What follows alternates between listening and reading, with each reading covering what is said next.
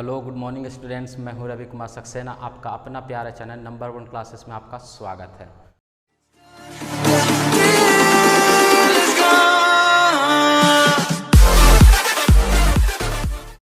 आज हम बात करने जा रहे हैं एप्लीकेशंस ऑफ डेफिनेट इंटीग्रल। उसके अंदर में हम बात करेंगे area between the two curves. जिस प्रकार से लास्ट वीडियो लेक्चर में हमने बात किया था एरिया अंडर द कर्व, आज हम बात करने जा रहे हैं एरिया बिटवीन टू कर्व्स। तो अगर पहला वीडियो लेक्चर आपने नहीं देखा होगा एरिया अंडर द कर्व्स, तो आप जो है चैनल पर जाकर देख सकते हैं। तो आज हम बात करते हैं एरिया बिटवीन टू कर्व्स। उससे पहले हम आपको समझा देते हैं कि एरिया बिटवीन टू कर्व्स हमें कैसे निकाला जाता है। तो ध्यान दीजिएगा, मान लीजिए आपके पास जो है एक फंक्शन दिया है, ये जो है फंक्शन है एफ ऑफ एक्स, फंक्शन है एफ ऑफ एक्स, और दूसरी जो फंक्शन है उसका नाम है जी ऑफ एक्स। ठीक है, एक दो फंक्शन है एफ ऑफ एक्स और जी ऑफ एक्स। अभी जो है हमें दो कर्व मिला, मतलब कि एक एफ ऑफ एक्स का कर्व, एक जी ऑफ एक्स का कर्व।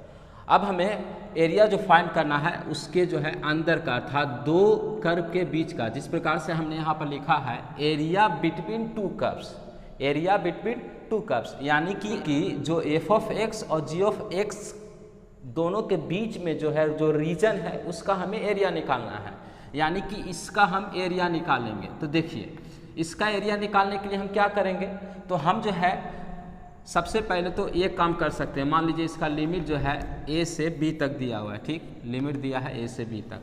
तो हम ये काम कर सकते हैं, सबसे पहले जो है यहाँ से ये जो है पूरा जो है हम इस रीजन का जो है हम एरिया निकाल लेंगे। ठीक है, यानी कि इंटीग्रेशन ए से b f of x d x.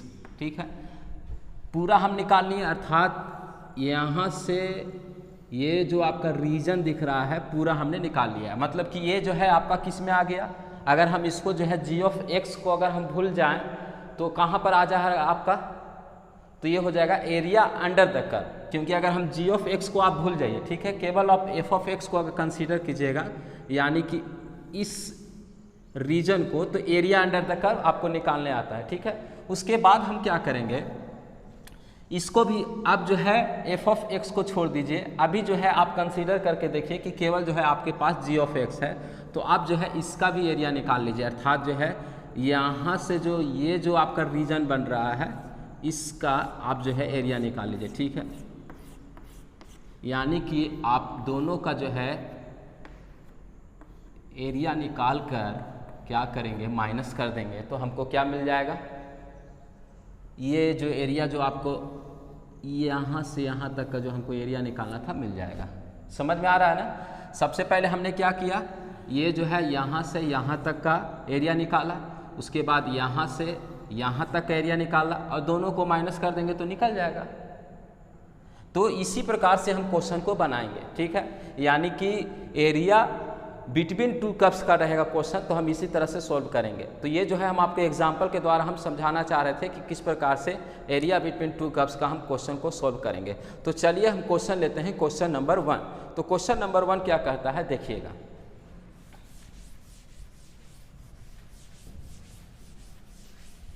Question number 1 कहता है, my dear students, find the area bounded between the parabolas y square equal to 9x and x square equal to 9y। ठीक है, तो सबसे पहले आपको diagram को समझना होगा। डायग्राम पहले बनाइए कि आखिर हमको एरिया क्या फाइंड करना है। ठीक है, तो देखिए आपको जो है दिया हुआ है y square equal to 9x, तो y square equal to 9x का डायग्राम किस तरह से बनेगा, सबसे पहले तो ये पैराबोला है। ठीक है, और ये पैराबोला का इक्वेशन है y square equal to 9x। ठीक है, तो y square equal to 9x का जो है पैराबोला जो है इस तरह से बनेगा, ये हो गया आपका y square equal to 9x। ठीक, उसके बाद है x square equal to 9y, तो x square equal to 9y का पैराबोला किस तरह से बनेगा, तो ये जो है आपका इस तरह से बनेगा,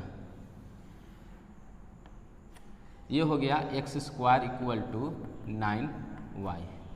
अब जो है पूछ रहा है कि find the area bounded between the parabolas. अब ये दोनों पैराबोला को अगर हम जोड़ेंगे उसका जो रीजन होगा उसका हमें एरिया फाइंड करना है। ठीक है, जैसे कि देखिए अब हम दोनों डायग्राम को हम एक साथ बनाते हैं। ठीक है, तो ये तो आपका एक डायग्राम हो गया था, ये किसके लिए, ये आपका था Y square equal to 9x का। ठीक है, दूसरा डायग्राम क्या है, x square equal to 9y का, तो इसको भी बना देते हैं। ये हो गया आपका x square equal to 9y। ठीक, अब हमें पूछ रहा है कि find the area bounded between the two parabolas. ठीक है, तो इसका एरिया हमें निकालना है, ये जो दोनों जो आपका मिल रहा है इसका हमें एरिया निकालना है। समझ में आ रहा है ना, हमें जो है इसका एरिया निकालना है।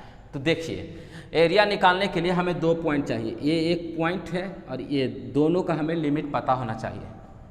तब ना हम जो है क्या करेंगे कि सबसे पहले जो है इसका एरिया निकाल लेंगे यहाँ से यहाँ टोटल, उसके बाद इसका निकाल लेंगे, दोनों का माइनस कर देंगे तो हो जाएगा, जिस प्रकार से अभी हमने एक एग्जाम्पल को बताया था। ठीक है, तो हमें जो है लिमिट पता होना चाहिए, अर्थात जो है पॉइंट पता होना चाहिए, यहाँ क्या वैल्यू होगा यहाँ क्या वैल्यू होगा।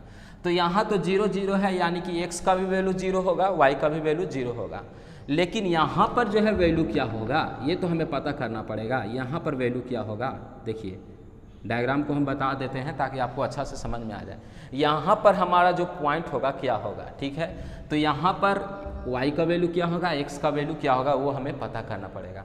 तो कैसे पता करेंगे, तो सबसे पहले जो इक्वेशन दिया है उसको लिखेंगे, Y square equal to 9x, इसको हम मानते हैं इक्वेशन नंबर 1। ये जो आपका दिया हुआ है Y square equal to 9x, इसको हम मान लिए इक्वेशन नंबर 1 और इसको हम मानते हैं इक्वेशन नंबर 2, अर्थात x square equal to 9y, ये हो गया आपका इक्वेशन नंबर 2। हमें जो है यहाँ पर वैल्यू कितना होगा ये हमें पता करना है, अर्थात x का वैल्यू y का वैल्यू क्या होगा ये हमें पता करना है। ऐसे तो इक्वेशन को देखकर y square equal to 9x and x square equal to 9y, ये हमें कंफर्म हो जाना चाहिए कि यहाँ पर जो वैल्यू होगा x का और y का दोनों का 9 ही 9 होगा। ठीक है, अर्थात यहाँ पर क्या होगा 9,9 होगा। ठीक है, लेकिन फिर भी हम आपको बता देते हैं कि किस तरह से वैल्यू को निकालेंगे। तो यहाँ पर हम क्या करते हैं, इसको हम स्क्वायर करेंगे, तो स्क्वायर करेंगे तो y का power 4 equal to 9 square x square. ठीक है, 9 स्क्वायर एक्स स्क्वायर। अभी जो है एक्स स्क्वायर का वैल्यू पता है तो एक्स स्क्वायर का वैल्यू रख देंगे, तो y का power 4 equal to 9 square into 9y हो जाएगा, 9y होगा, यानी कि y का पावर 4 इक्वल टू 9 का क्यूब इंटू y। इसको हम इस साइड लाएंगे तो y का पावर 4 माइनस 9 का power 3 y equal to 0। y दोनों में कॉमन है, y को कॉमन ले लेते हैं तो y का पावर 3 माइनस 9 का पावर 3 इक्वल टू 0। अब देखिए यहाँ से क्या हो जाएगा, तो y का पावर 3 y इक्वल टू 0 और इसको हम 0 करेंगे, दोनों को हम 0 करेंगे, यानी कि y इक्वल टू 0, ये एक हो गया, और y का पावर 3 माइनस 9 का power 3 equal to 0, so y equal to 9, यानी कि एक वैल्यू जो हमें पता हो गया y equal to 0 and y equal to 9, ये जो है हमें पता हो गया। देखिए पहला तो हमें पता हो गया, यानी कि y का वैल्यू क्या होगा 9 होगा, y का वैल्यू क्या होगा 9 होगा। अब हमें x का वैल्यू निकालना है, तो x का वैल्यू निकालना है, फिर से इस इक्वेशन को लीजिए, Y square equal to 9x। ठीक है, तो y का वैल्यू 9 रखेंगे तो क्या हो जाएगा, यानी कि 9 का स्क्वायर इक्वल टू 9x।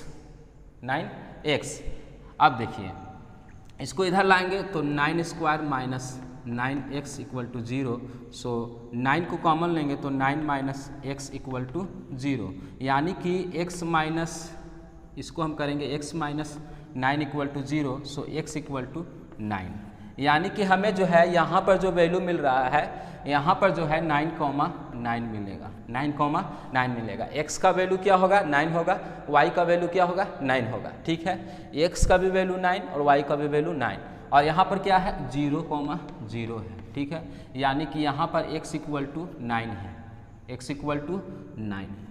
अब हमें जो है इंटीग्रेट करना है, तो इंटीग्रेट करना है तो अब आसान हो गया, कर सकते हैं। देखिए सबसे पहले जो है आप क्या कीजिएगा, तो सबसे पहले जो है इसका जो है ये बड़ा वाला जो रीजन है उसका हम एरिया निकालेंगे, यानी कि देखिए Y square equal to 9x, ये वाला रीजन है ना, Y square equal to 9x, तो Y square equal to 9x। हम पूछे कि y इक्वल टू क्या होगा, क्योंकि हमको फंक्शन निकालना है ना, तो y इक्वल टू क्या हो जाएगा, तो रूट अंडर 9x। ठीक है, रूट अंडर 9x हो जाएगा। अब रूट अंडर 9x हो गया, ये एक हो गया इक्वेशन नंबर 3।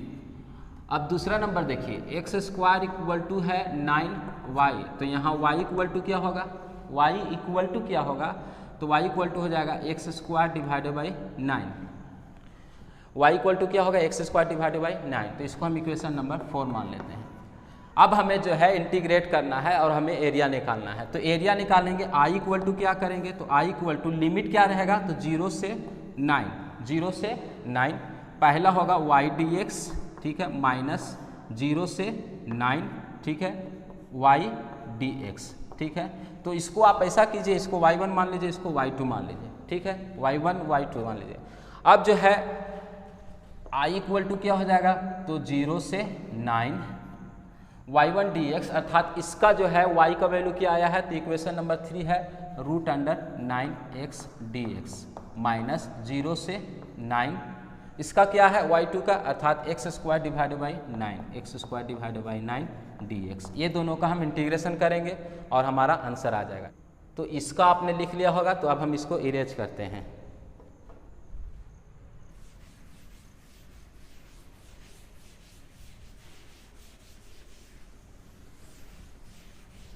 चलिए, तो इंटीग्रेशन i इक्वल टू क्या हो जाएगा, तो i इक्वल टू आपका हो जाएगा 0 से 9 है, 0 से 9, 9 को हम क्या करते हैं, रूट अंडर 9 को हम क्या करेंगे, बाहर ले लेते हैं, रूट अंडर 9 को हम बाहर ले लेते हैं और रूट x का हमें इंटीग्रेशन करना है। उसके बाद 0 से 9, 1 डिवाइडेड बाई 9 को हम बाहर लिख देते हैं, 1 डिवाइडेड बाई 9 को हम बाहर लिख देते हैं और हमें इंटीग्रेशन किसका करना है, एक्स स्क्वायर डी एक्स का। तो i इक्वल टू क्या हो जाएगा, रूट अंडर 9, इसका इंटीग्रेशन रूट x का इंटीग्रेशन क्या होगा, यानी कि x का पावर 1/2 है, तो 1/2 में और जुड़ जाएगा एक, तो क्या हो जाएगा 3/2 हो जाएगा डिवाइडेड बाई 3/2। लिमिट चढ़ जाएगा आपका 0 से 9 माइनस 1/9, इसका क्या हो जाएगा, x का पावर 3 डिवाइडेड बाई 3, 0 से 9 हो गया। अब देखिए i equal to root under 9, अब जो है इसको जब ऊपर ले जाएंगे तो क्या हो जाएगा 2/3 हो जाएगा, इसका जो है लिमिट चढ़ेगा, यानी कि 9 का पावर 3/2 माइनस 0 का पावर रहेगा तो कोई दिक्कत नहीं है, उसको हम नहीं लिखेंगे, माइनस 1/9 और 1/9 1/3 जो है ये इधर बाहर कर देते हैं 1/3, ठीक है, x का पावर यानी कि 9 का पावर 3, माइनस लोअर लिमिट करने की ज़रूरत नहीं है क्योंकि 0 है।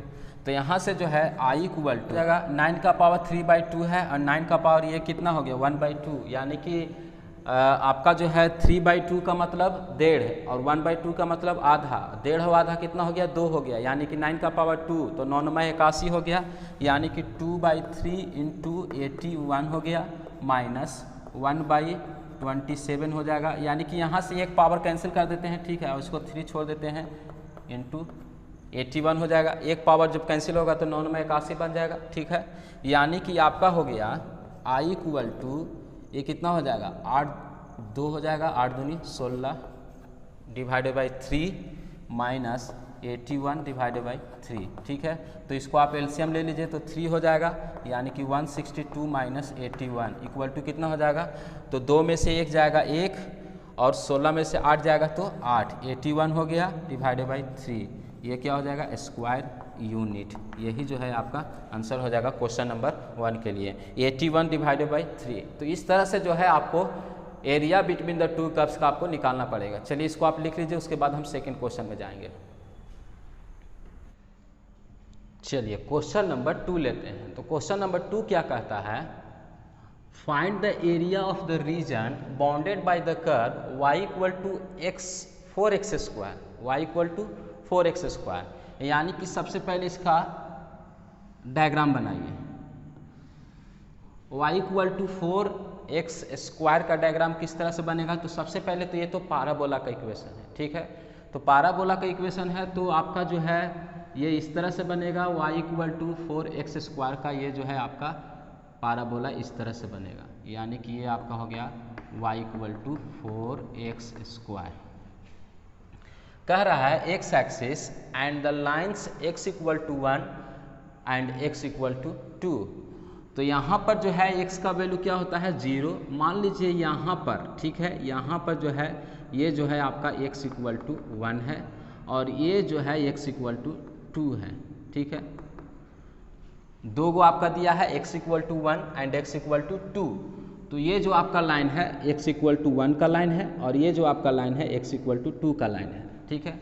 अब जो है आपका फाइंड कहाँ क्या करना है, तो एरिया बिटवीन टू कर्व्स, अर्थात ये जो कर्व हो गया, ठीक है, और ये दोनों जो कर्व हो गया, अर्थात इसका एरिया फाइंड करना है। ये जो आपको हम इस तरह से साइडों किए उसका हमें एरिया फाइंड करना है।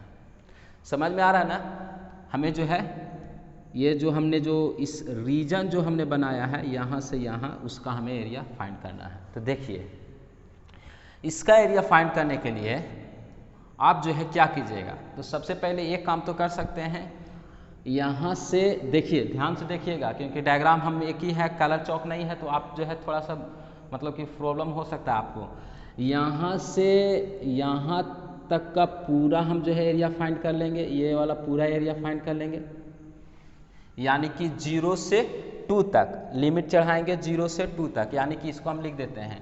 तो i इक्वल टू क्या होगा 0 से 2 तक y dx जो फंक्शन है उसको हम इंटीग्रेट कर देंगे और फिर जो है क्या करेंगे, ये जो एरिया है अर्थात ये यहाँ से यहाँ तक, ठीक है, यानी कि 0 से 1 तक माइनस 0 से 1 तक y dx, उसका अगर हम निकाल लें तो आपका जो है ये एरिया निकल जाएगा। समझ रहे हैं ना, मतलब कि टोटल यहाँ से यहाँ तक का एरिया निकाल लें, 0 से 2 तक माइनस कर दे 0 से 1 तक, ठीक है, तो निकल जाएगा। इसका एरिया निकालना है, निकल जाएगा, बस वही करना है। तो यहाँ पर देखिए i इक्वल टू 0 से 2 y dx, y का वैल्यू क्या है 4x², तो 4 को बाहर रखते हैं, x² dx माइनस 0 से 1, 4 को बाहर रखते हैं, x² dx। x² का इंटीग्रेशन क्या होगा 4x² का x³ डिवाइडेड बाई 3, लिमिट चढ़ जाएगा 0 से 2 minus 4x³ divided by 3, limit चढ़ जाएगा 0 से 1, ठीक है। अब हम लिमिट को अप्लाई करेंगे तो 4 हो जाएगा, x का पावर 3, यानी कि इसको भी हम 3 को जो है हम नीचे जो है उसको हम बाहर निकाल देते हैं, यानी 2 का पावर 3 माइनस 0 का पावर 3 माइनस 4/3, यहाँ 1 का पावर 3 माइनस 0 का power 3, upper limit minus lower limit.